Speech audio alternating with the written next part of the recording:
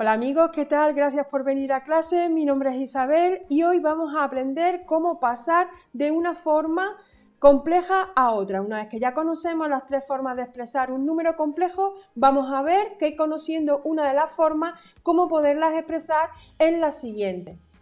Así, si por ejemplo tenemos este número complejo, vemos que está expresado de la forma trigonométrica. Si lo observamos, lo tenemos expresado de la forma trigonométrica. Y tenemos que saberlo expresar de forma polar y de forma binómica, conociendo la trigonométrica. ¿Cómo lo hacemos? Pues si observamos la forma polar, necesitamos el módulo y el ángulo.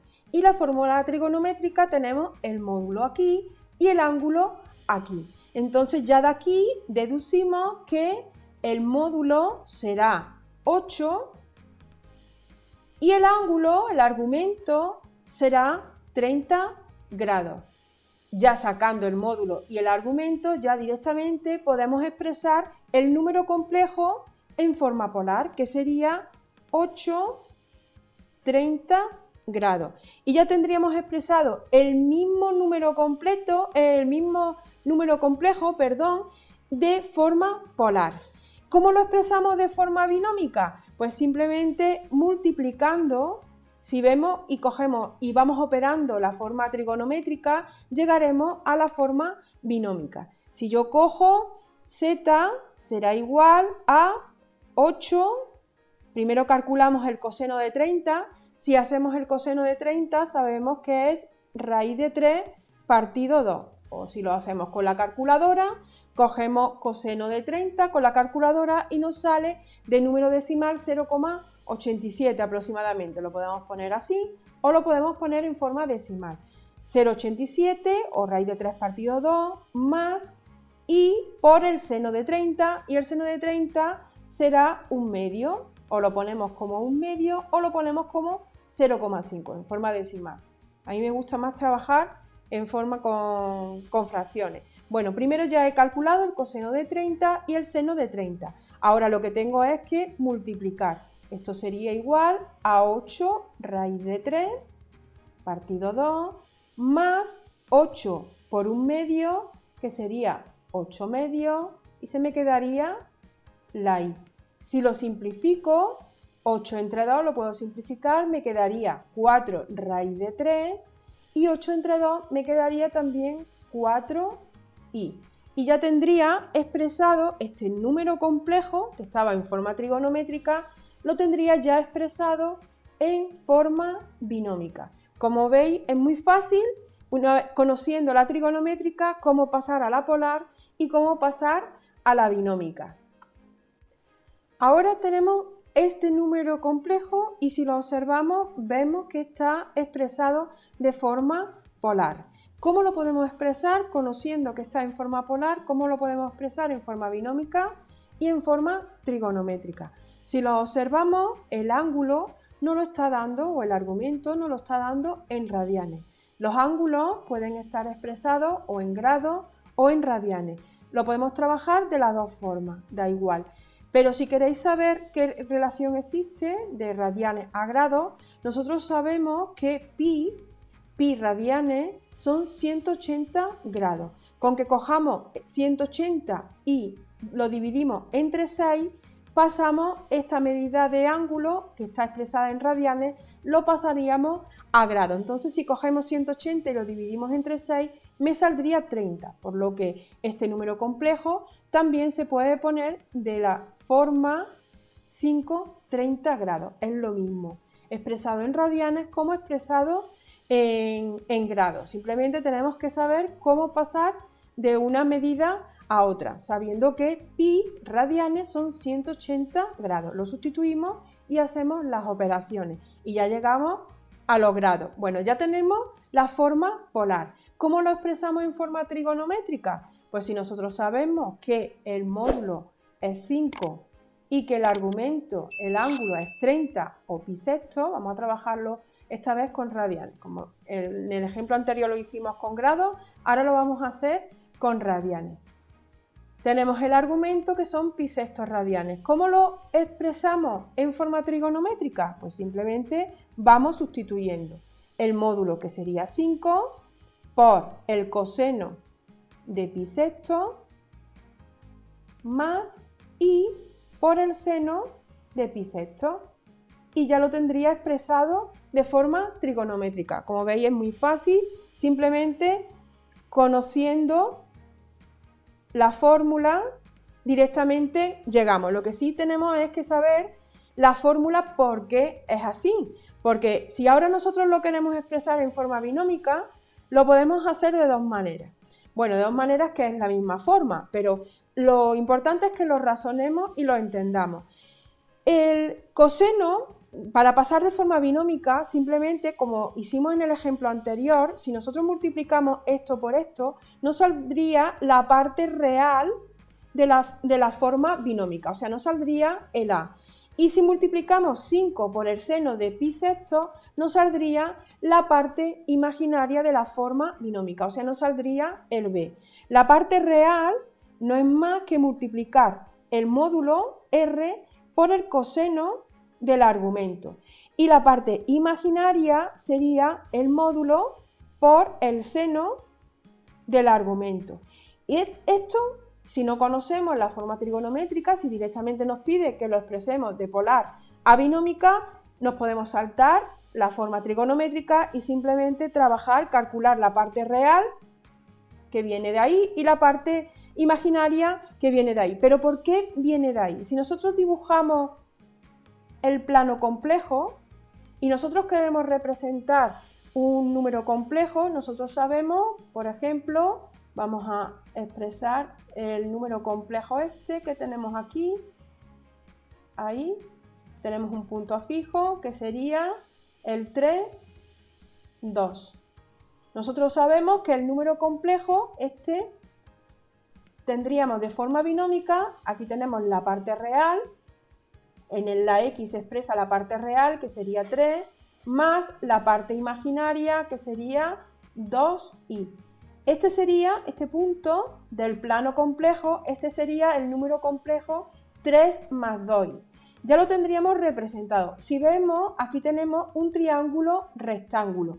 Esta parte de aquí, el 3, nos está representando el cateto, aquí tenemos el triángulo rectángulo, este cateto sería la parte real y el otro cateto sería la parte imaginaria.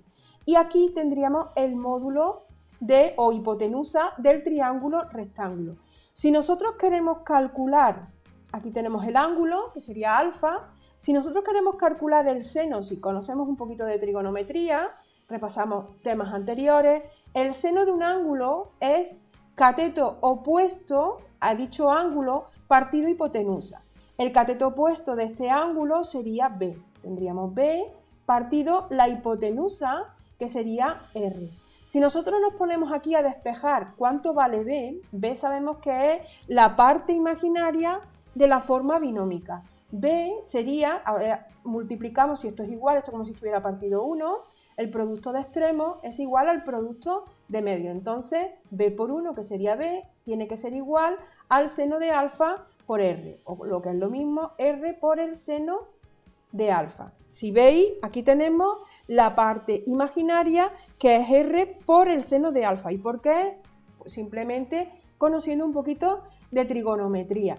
Si nosotros queremos sacar el coseno de un ángulo, en este caso el alfa, que sería el argumento en los números complejos, el coseno sabemos que es el cateto contiguo a dicho ángulo o el cateto adyacente partido hipotenusa. El coseno de un ángulo sería el cateto contiguo, que en este caso sería a, partido la hipotenusa, que sería r, que sería el módulo del número complejo que estamos trabajando. Si de aquí vamos a calcular la parte real del número complejo, entonces, ¿qué sería? Hacemos lo mismo, el producto de extremos es igual al producto de medio. A será igual a r por el coseno de alfa. De ahí sale esto y de ahí sale la forma trigonométrica. Estamos multiplicando y todo tiene relación, todo es exactamente lo mismo, solamente que combinándolos de una forma o de otra. Pero todo lleva una relación. Entonces, si nosotros queremos trabajar la forma binómica, ya sabemos que tenemos que multiplicar el módulo, que lo conocemos, que sabemos que es 5, por el coseno de pi sexto. ¿Y esto qué es? El coseno de pi sexto sabemos que era el coseno de 30 y el coseno de 30 lo hemos hecho en el ejercicio anterior, que era raíz de 3 partido 2. Entonces sería 5 por raíz de 3 partido 2 o 0,087. Ya tenemos aquí la parte real de la forma binómica. ¿Y cuál será la parte imaginaria? Pues 5 por el seno de pi sexto. Pi sexto hemos dicho que son 30 grados, el seno de 30 grados sabemos que es un medio. Entonces sería 5 por un medio, que sería 5 partido 2. Ya tenemos tanto la parte real como la parte binómica. ¿Y ya cómo lo representaríamos? Pues ya cogeríamos el número complejo expresado en forma binómica, sería la parte real, que sería 5 raíz de 3 partido 2, esa sería su parte real, más la parte imaginaria, que sería 5 medios y ya tendríamos expresado el número complejo de forma binómica. Y ya para terminar tenemos este número complejo que se encuentra expresado de forma binómica y lo tenemos que expresar tanto en forma polar como en forma trigonométrica. Aquí en este número complejo, si lo observamos, tenemos una peculiaridad un poquito diferente a los ejemplos anteriores. Los ejemplos anteriores, tanto la parte real como la parte imaginaria, nosotros lo teníamos positivo, pero en este ejemplo tenemos la parte real, la tenemos negativa. Si nos ponemos a representarla gráficamente en el plano complejo, ¿qué es lo que obtenemos? Yo tengo aquí la parte real es menos 1, ya no se expresaría en esta parte de aquí, sino en la parte negativa. Aquí tendríamos el menos 1 y aquí tendríamos en la parte imaginaria, el 1 estaría aquí. Si nosotros lo dibujamos, este sería el número complejo. Ya lo tendríamos representado y ahora ¿qué ocurre? Que el número complejo no se encuentra aquí. Aquí es cuando teníamos tanto la parte real como la parte imaginaria positiva. Pero aquí lo tenemos negativa la parte real. O sea, está en el segundo cuadrante. Sabemos nosotros que es el primer cuadrante. Este es el segundo cuadrante. El tercer cuadrante y el cuarto cuadrante. Si volvemos otra vez a trigonometría, nosotros los senos, si trabajamos los senos, nosotros sabemos que los senos son positivos tanto en el primer cuadrante como en el segundo cuadrante, pero son negativos en el tercero y en el cuarto. Y si trabajamos los cosenos, estamos trabajando con los cosenos, tenemos positivos los cosenos en el primero y en el cuarto cuadrante, pero los tenemos negativos en el segundo y en el tercero. De ahí tener la parte real, tenerla negativa. ¿Por qué? Porque nosotros ya en el ejercicio anterior también vimos que la parte real, lo voy a poner aquí, la parte real se sacaba con el módulo por el coseno del ángulo y la parte imaginaria la sacábamos multiplicando el módulo por el seno del ángulo. O sea que la parte real, que es esta de aquí, está relacionada con el coseno de los ángulos, mientras que la parte imaginaria está relacionada con el seno del ángulo. Entonces tenemos que tener muy en cuenta los signos tanto del seno como del coseno según en el cuadrante que esté. Entonces, ¿eso qué quiere decir? Ya hemos sacado que el coseno es negativo. Aquí tenemos el coseno negativo. Con el coseno negativo y el seno, que es la parte imaginaria positiva, el coseno negativo y el seno positivo, estamos en el segundo cuadrante. Por lo tanto, nos tiene que salir un ángulo comprendido entre 90 y 180 cuando estemos trabajando la forma polar. El ángulo va a estar entre 90 y 180. ¿Cuál será el ángulo? No lo sabemos, ahora lo vamos a calcular. Tenemos la forma binómica.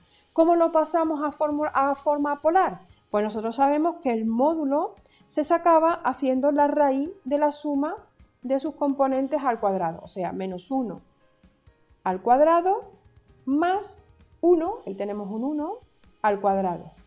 ¿Y esto cuánto nos saldría? Pues esto nos saldría la raíz de menos 1 al cuadrado, que sería 1, más 1 sería 2, sería la raíz de 2. Ya tenemos el módulo, que es la raíz de 2.